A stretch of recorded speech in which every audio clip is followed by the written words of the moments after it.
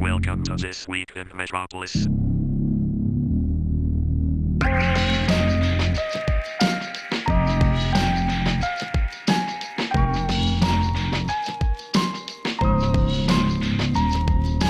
transmission will begin shortly. King P here, And Steelio7. and welcome to another episode of This Week in Metropolis.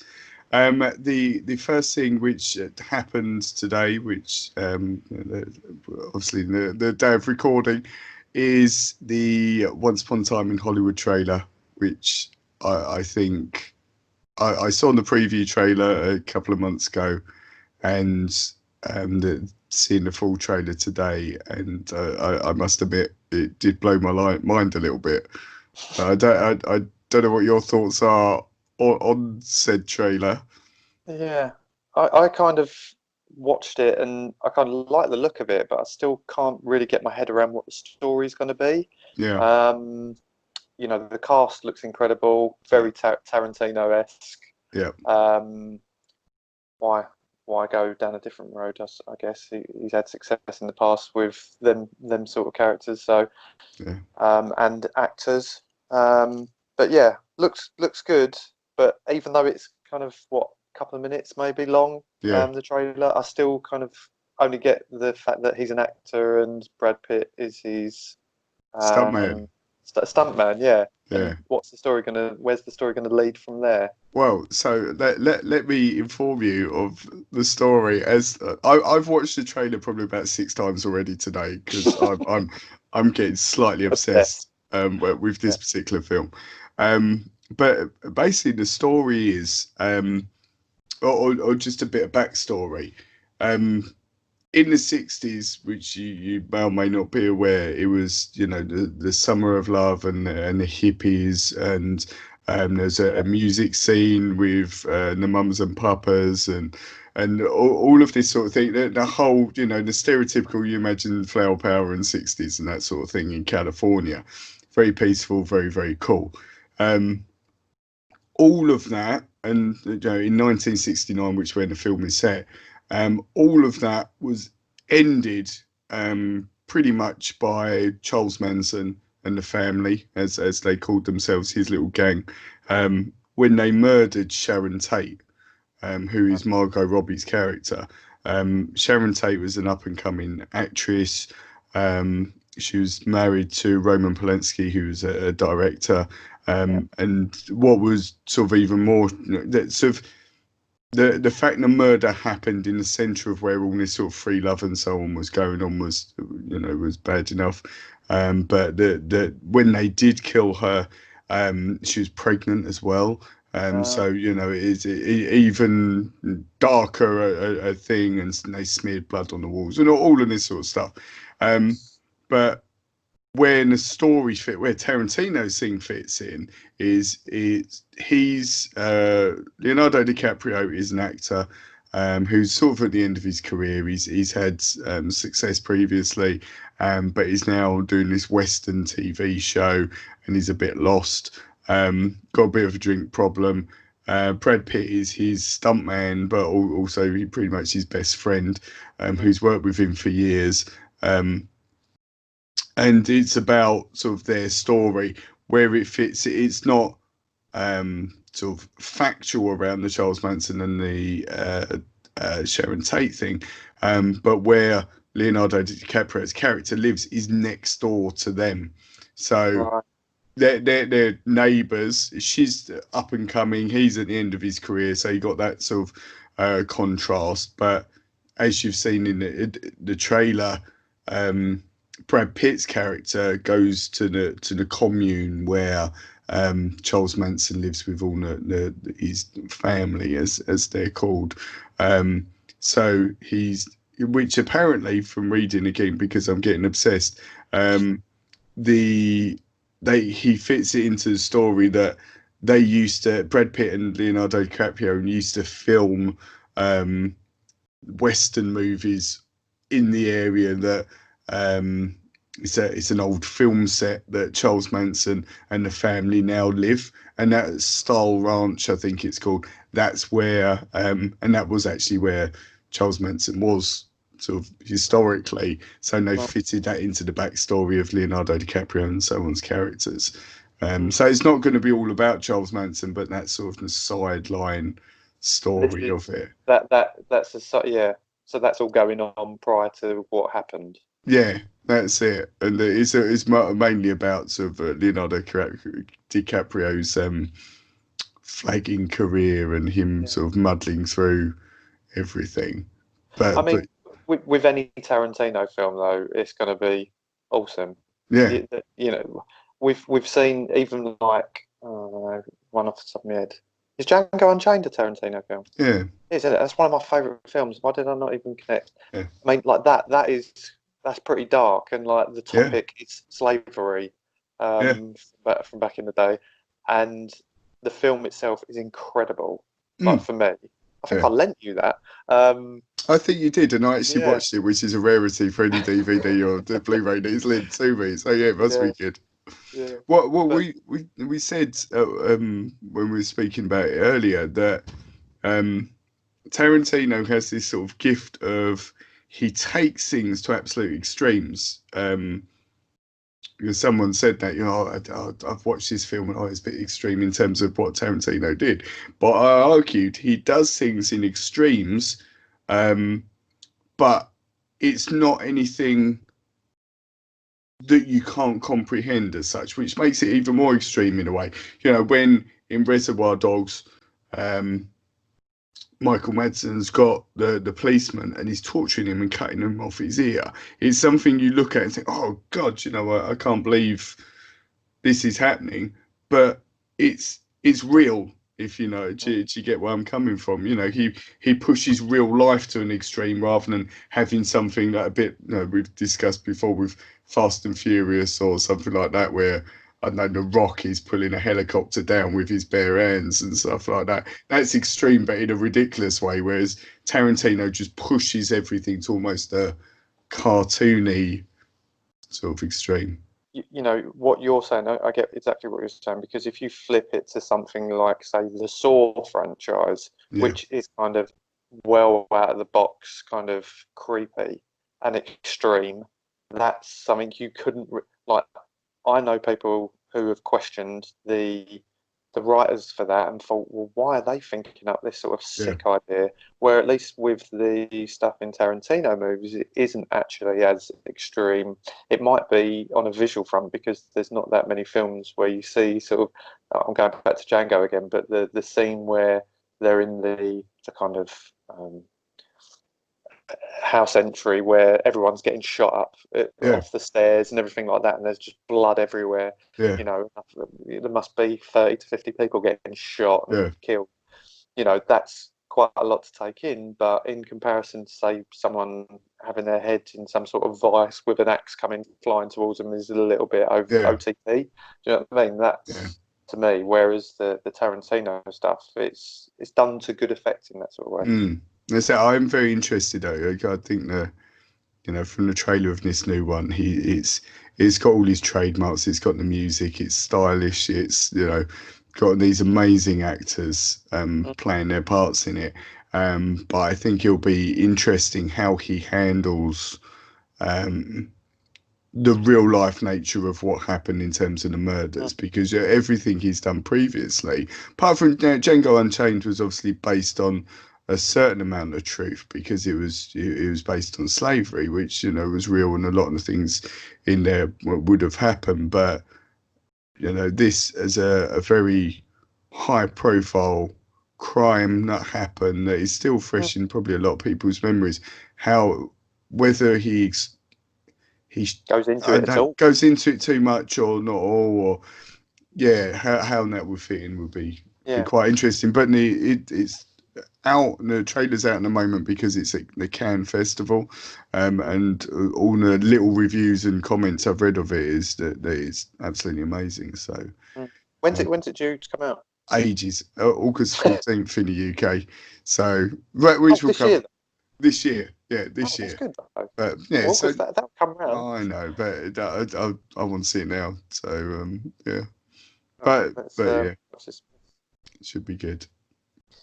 Well, the talk of this week is, I'm sure, well, I know you've heard because I've heard it as well, but everyone's talking about is the finale of Game of Thrones, Yeah. which neither you or I watch. No, couldn't be bothered. Uh, Really. I will get round to watching it, but that's another topic of conversation. Oh, but could you see that with a series like this, when someone's saying, "Oh, you got to watch it, you got to watch it," the thought of watching how many seasons? 6, is it now? Yeah, but there's not that many episodes per season. It's not In like about an hour long, though, aren't they? So it's still. yeah, true. There's still a bit of time to be invested. Yeah, but I think I was talking to someone about it earlier today, and they were saying that I think up to season 5 it followed the books Yeah. very closely, and everyone really enjoyed that. But they were saying that at least this series, it might have even been up to season 4. I can't remember, but this series and the last one have been purely adapted with no context to any book. So it's all been fresh material that they've created without any sort of backstory. Yeah. Just following on from the books, and that's where they think it's fallen down a bit.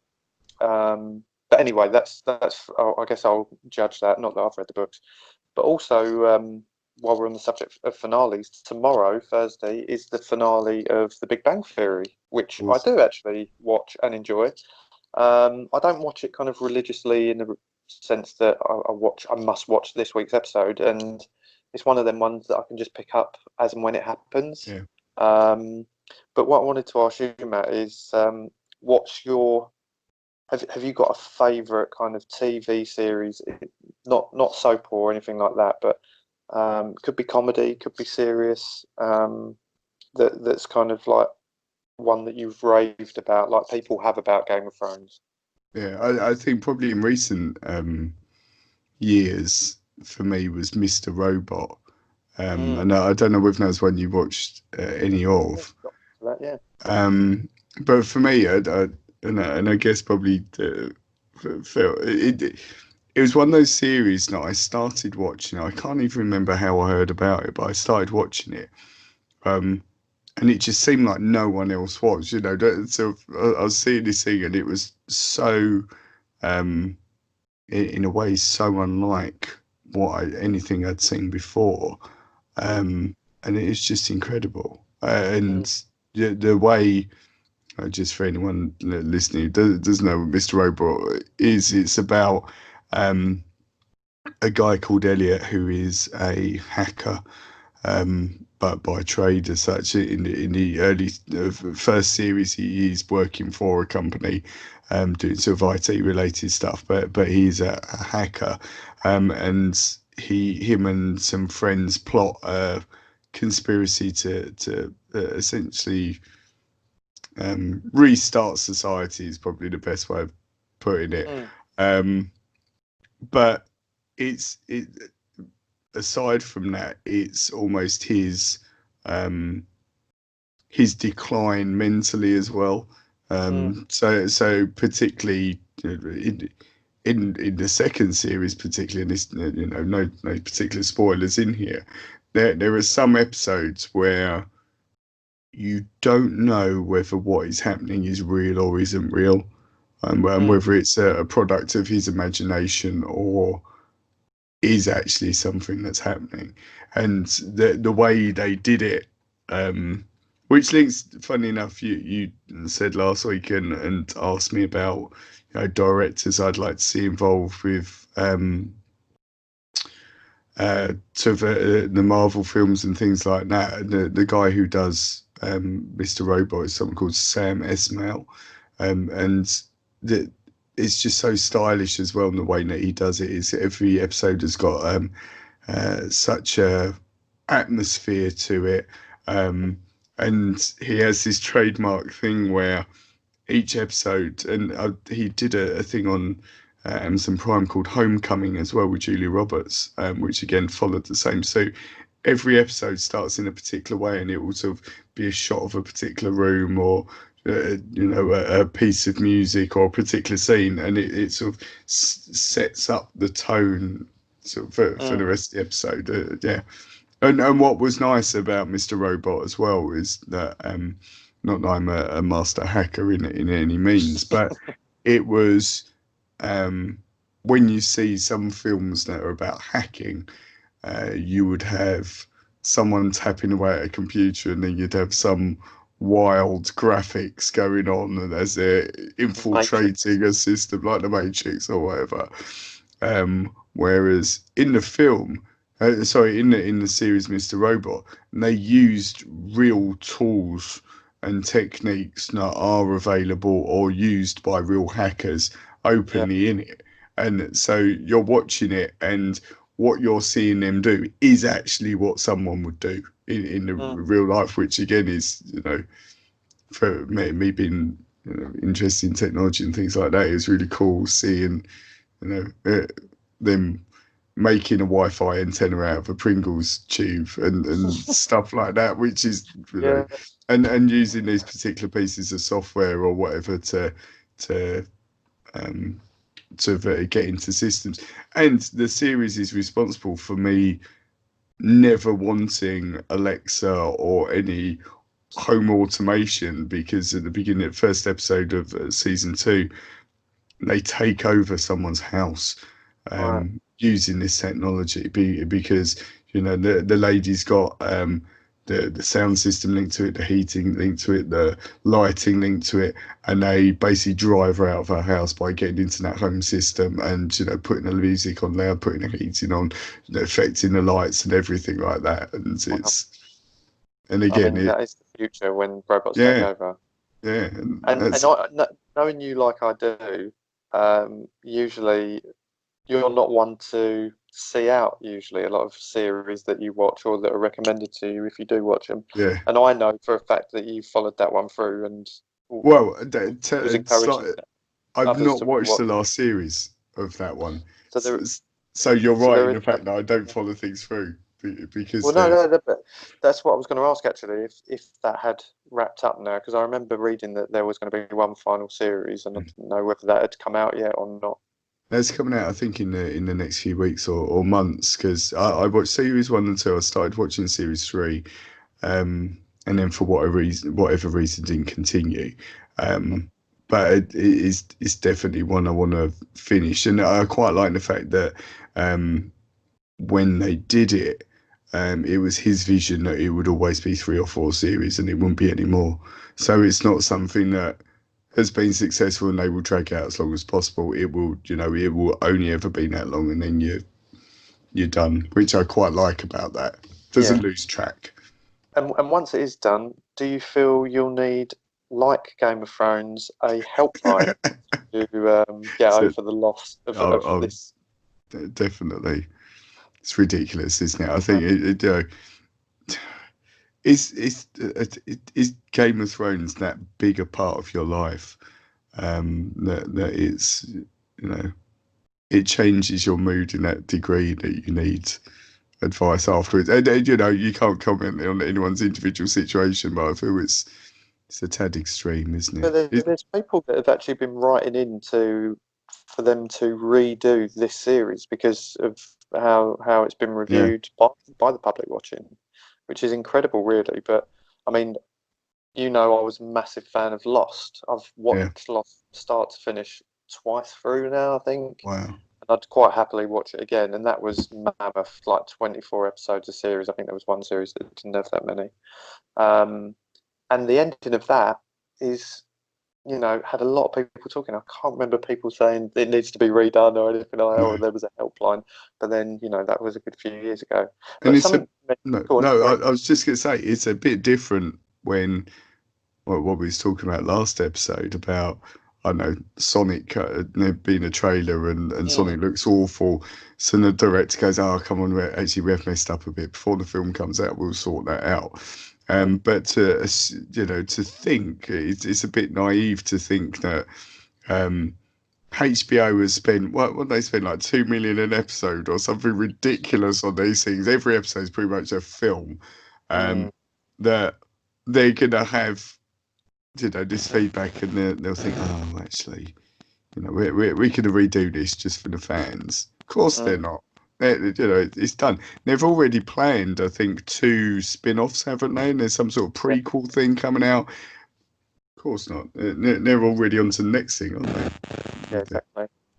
I mean, one thing you mentioned there about, again, going back to last week's episode, about having a director or a writer who appeals to you and kind of influences probably a little bit to what you watch, and the same goes for me with probably my most recent favourite series, which is Westworld.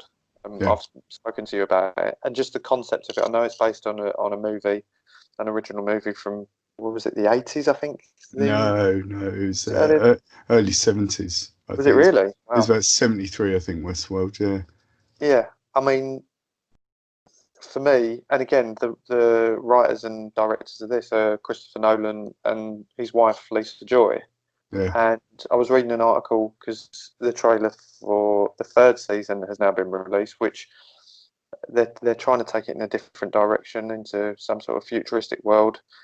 Again, if you're not familiar with it, it's a park, or it starts off as a park where people with a lot of money, wealthy people, can go and live out their kind of fantasies however they want to live it, basically. If you wanted to be a cowboy, you're going to be a cowboy and kill people. If you want to go and hook up with women, you go and do that. It is literally as long as you've got a lot of money. But the point of this one is, I think the original was just on the Western park, but then there was glimpses of the other ones towards the end. I think we Yeah. discussed it today. Yeah. Whereas this one kind of focused on the Western park in the first season. The second one, it kind of ventured across a few, and then this one looks to be out in the big wide world now. I think the hosts, as they're called, the robots, have got out and are now amongst the normal world, but it still looks quite futuristic. But what I liked hearing, and again, this I think goes back to um, being confident in someone's ability to write something and have an end goal. And I think Lisa Joy was saying the other day that they already know what the ending is, and it's just about working towards it. And I think Yeah. when you've got a clear ending, I think that was probably my main issue when I read back about Lost, is that after season 1, 2, and 3, they still didn't actually know what the ending was. So they were kind of just milking it a bit and going along as they could. So it's interesting that I like the fact that it's taking you somewhere, and eventually, however many series, they haven't confirmed that yet, that we're going to get somewhere with it. Yeah. And that's the important thing, isn't it? I think it's, they need to follow that vision. Otherwise, like with the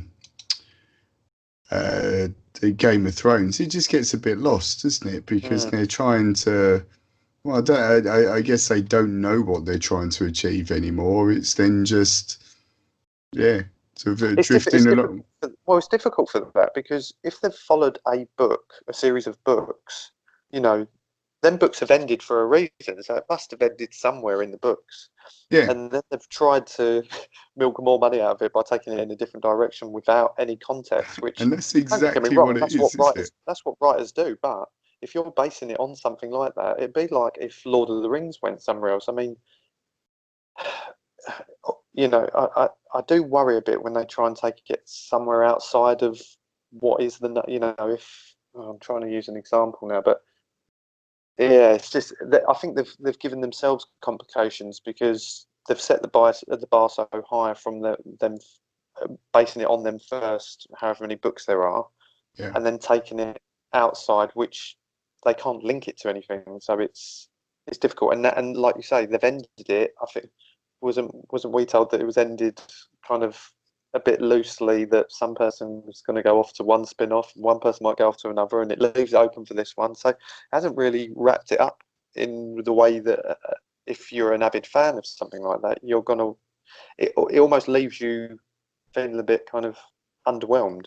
It makes you feel a tad sold out as well, because then it is, anything that ends in that way, is a blatant, well, we've ended it in this way. See you in the next series, rather than Yeah. recompleting the story here. Yeah. But no. But in regards to just to go back to the Big Bang Theory, what are your thoughts of that? Because I think that was a series I remember watching from the very, very beginning, and I followed it probably for at least sort of 4 or 5 series. But in a way, it lost its charm for me when. In a way, because they were getting visibly older, and it was getting less and less convincing. I think Sheldon still very much looks the same, but with some of the others, you see, think, oh, really, are you still? I don't know, you're getting married now, but we're still meant to believe that you're, this funny guy. Yeah. But I don't know. I agree. It's one of them shows, as I said earlier, it's one of them ones that I can kind of dip in and out of, and I don't feel like if I missed one, I'm going to kind of not be able to catch up just by watching the one after or whatever. Oh. I remember watching it for the first. I never watched it when it first came on because I thought it sounded a bit geeky for me. Yeah. And then I remember going around. That's why I did watch it, to be honest. Yeah, exactly for that reason. And I remember going around a friend's house and it was on, and I kind of caught a bit, and I thought this is actually really funny, and then kind of watched it a little bit more avidly. And yeah, I completely agree with you. Is it one of them ones, do you think, that's probably gone a few seasons too far? You remember like Friends kind of, I mean, that done what, 10 series? Friends? It's ridiculous, yeah. But it ended at the right point, I think, because you'd been through all the storylines and it wrapped up where it needed to. I think with this one, although it's not like I said earlier, it's not one you've got to. There is a storyline as such, because, like you say, the relationships, marriages, families, all of that. But like, I agree. But with if you think the way the story was with Leonard, in that he was really shiny, he was, liked Penny, and wanted to be in a relationship with her and so on. And then did, and that was fine. But then when they're settling down and they're in a proper relationship and that, where's that then gonna go? Because you've almost you've taken a major part of that dynamic out, and then Raj couldn't talk to women, but then he did, and he had a few girlfriends, and that would happen in real life. But for the purpose of the program. Well, what else you're gonna do? I mean, it's one of them ones. Do you make it so that Penny and Leonard end up together a lot later in the series? Do you know what I mean? Like, do you leave it 4 or 5 series before they actually end up together, and then you wrap it up soon after? But I guess again, it's that whole success rate, and if something's getting over, then you keep rolling with it, I guess. And there was a couple of times, wasn't there, that it nearly got pulled because of pay disputes and things like that. Because I think Sheldon, the guy who plays him, I forget his name. Alan Parsons. That's it. Yeah, I think Jim Parsons. Yeah. Jim Parsons. Yeah. Yeah. Don't know where I got Alan from. I think he kicked off a bit about pay and things like that, but obviously they got all that sorted. But that was the same with Friends, wasn't it? I think towards the end with Friends, they were getting 1 million episode or something ridiculous, weren't they? For it. Very ridiculous. But yeah, so I think it's one of them shows that I don't think it'll get old anytime soon either. I mean, not that it's going to overnight, but it's one of them ones you can watch back and dip into episodes from season 1 all the way up until the latest one and enjoy. But it's probably, I'd say it probably has gone a season or 2 longer than I expected it to. But on the whole, it's one of them ones I won't ever get tired of watching. No, and you can. The nice thing about it, I think, again with some of these new series, which follow this really strong story, and if you've not seen one episode, you don't know who this guy is and what they're doing and whatever. I guess Big Bang Theory is more of a sitcom, so there's less of that. But as you said, it's one of those ones like Friends, like Frasier, like a lot of these comedy programs that will continue for many, many years, and you'll switch on the TV at some point, and it'll be an episode of Big Bang Theory, and you can dip into it and enjoy it for what it is, and yeah, But it'd be I interesting like to that. see what the actors go on to do now, because that's Yeah, always one of the things. I think people get so settled into a role, that's what you associate them with. I yeah. mean, the guy who plays Leonard, he's actually been in quite a few films, hasn't he? Wasn't Well, he he in? started. Has he been in films? I don't think I've seen it. I was going to say he started in Roseanne. If That's you it. remember Yeah. Roseanne, he was Yeah. Darlene's boyfriend, I think, Mm. wasn't he? All those years ago. We were talking about what he was in the other day. A friend of mine, and I'm sure there was a movie he was in when he was a lot younger, and you saw a picture of him, and I was like, oh my god, he looks, ridiculous. mm, It is, still Leonard, but or whatever yeah, his name is. Um, yeah, I but don't but know. some of the others, I mean, like Jim Parsons, he's in the new film about Ted Bundy. Yes, so he's in that film. So I quite want to see that, but that is quite a big change for him, and putting that sort of character in that type of film is It's kind of hard to, I think, for a character like that. Um, it's very hard for people to look at someone as mm, yeah, he's always in a way always going to be Sheldon, and mm, unless he yeah. So drastically changes his appearance, grew a big beard maybe or something like that, and you're starting to think, well, maybe, or got really fat, and then you think, oh no, that's not Sheldon anymore. But I think he's quite a distinctive guy to look at, and I think yeah, he's you always going to associate him with that. definitely. One Which one leads quite nicely to your next well, I point, was going to I say think. one Yeah. one actor who I don't think this is too different either if we link to the stories and what this person has been in, but Robert Pattinson has been in the news recently, linked with being the next Batman. Um, and the connection there is he was a vampire in Twilight. Am I right in thinking? Yes, And that's now he's right. going to be a Batman. Exactly. So perfect combo. Yeah. What are you, I what are your thoughts on him, Matt?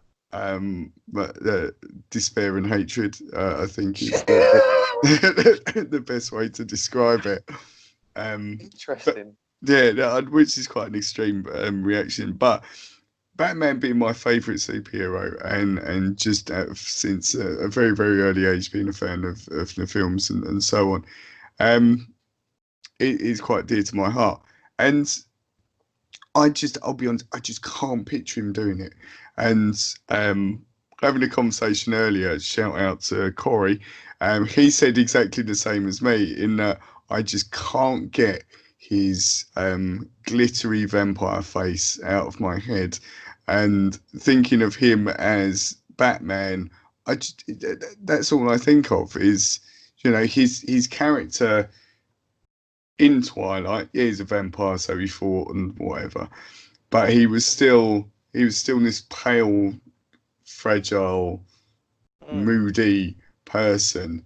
And I don't know, he just, for me, Batman isn't he's not a superhero in the sense that he's got powers, but he's someone who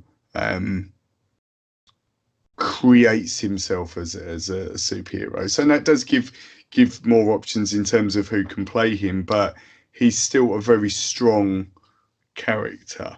yeah. And I can't see Robert Pattinson having that um, crossover. When you see Batman when you see the Bruce Wayne parts, you think of how Christian Bale played him. Mm, Um, he's a very strong personality of his own. And there's that whole bravado and it before he even dons a suit. There's yeah. that side of it. I just don't know how we'll fit. Reading about it, when I first saw the story, there were lots of people commenting on the article saying, "Oh, have you seen him in whatever it is. I think he's done quite a few films since Twilight. Twilight's been gone for quite a while now. So maybe I'd be a better judge if I'd seen some of his more recent work, but it's I don't know. I think my mind is still tainted of Twilight, and Well, I had a conversation with my friend Mark about it, and again, Batman's I'd probably say is his favourite superhero, and he said I can picture him and I can probably accept him as Batman, and something similar to what you said there, but he said I couldn't envisage him as Bruce Wayne. yeah, Which seems to be, anyone can don the suit, I think, and you're only really you're then acting through your eyes and your mouth. I was going to say 'cause that's all you see. Exactly.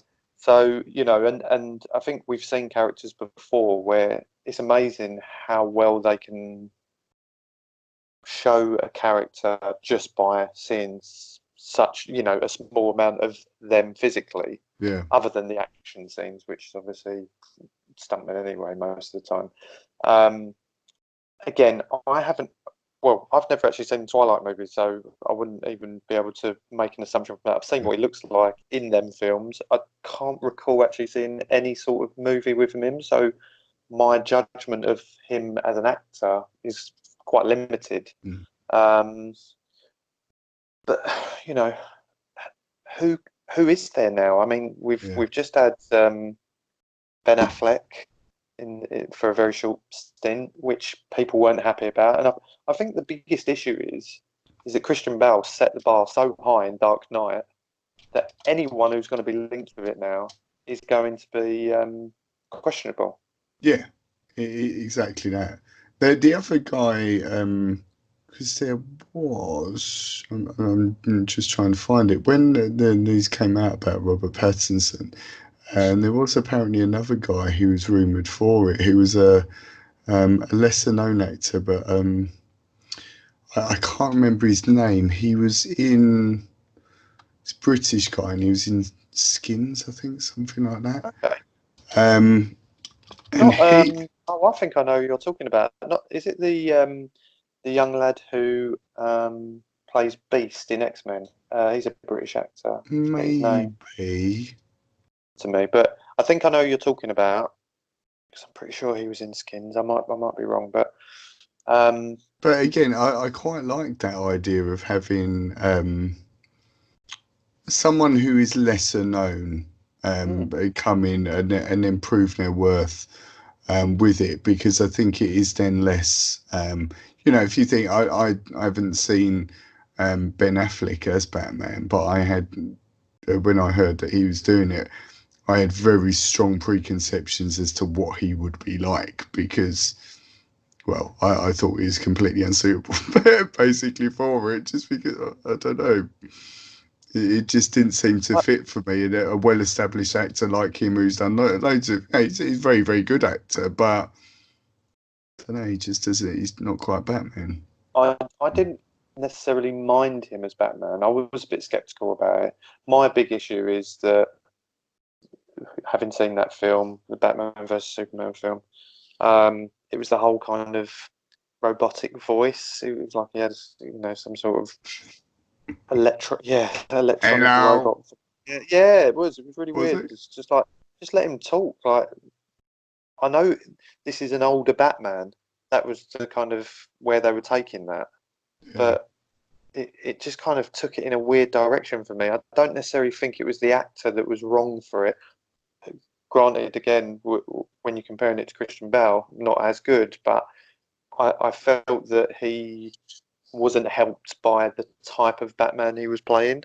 yeah, It wasn't the Dark Knight for me. That's the big issue. I think Christian Bale. Someone said to me that when you think about the power that he had, or Christopher Nolan had in writing the Dark Knight as well, the fact that it wasn't ever called Batman, it was always called, you mm. know, well, Well, was the first one was, I think it I was say Batman the Begins, wasn't it? It was Batman Begins, then the it was first. then it was the Dark Knight, and then Dark Knight Rises, Yeah, and the fact that he could get away without using the word Batman in the yeah, title was incredible.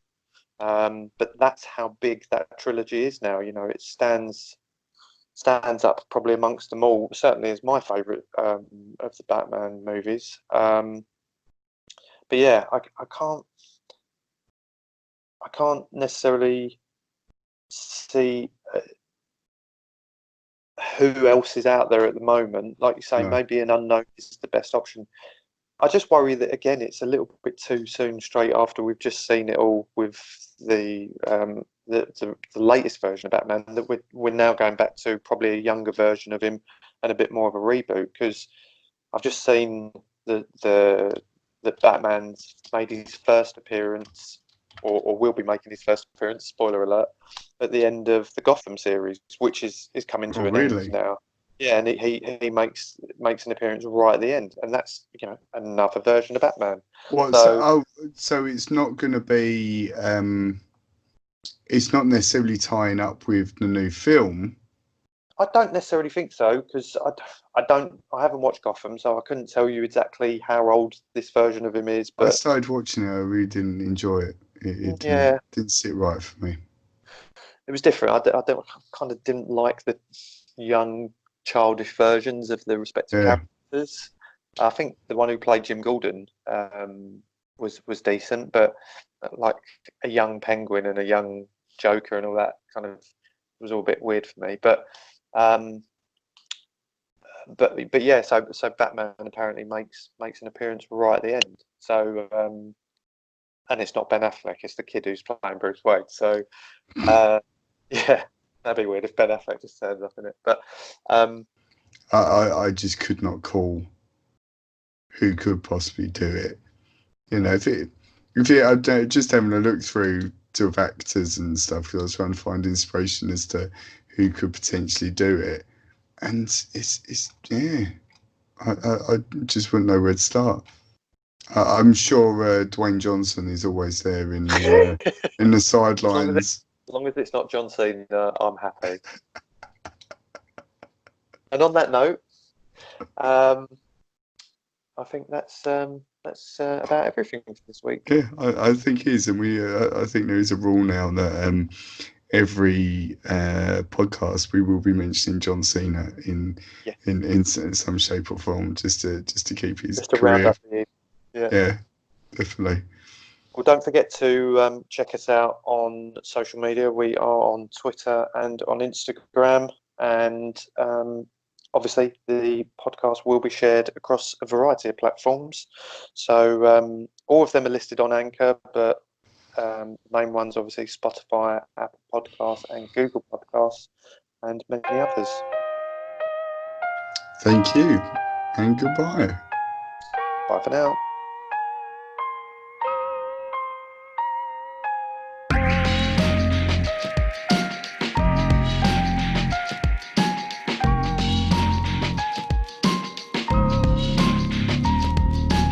Thank you for listening. Transmission over.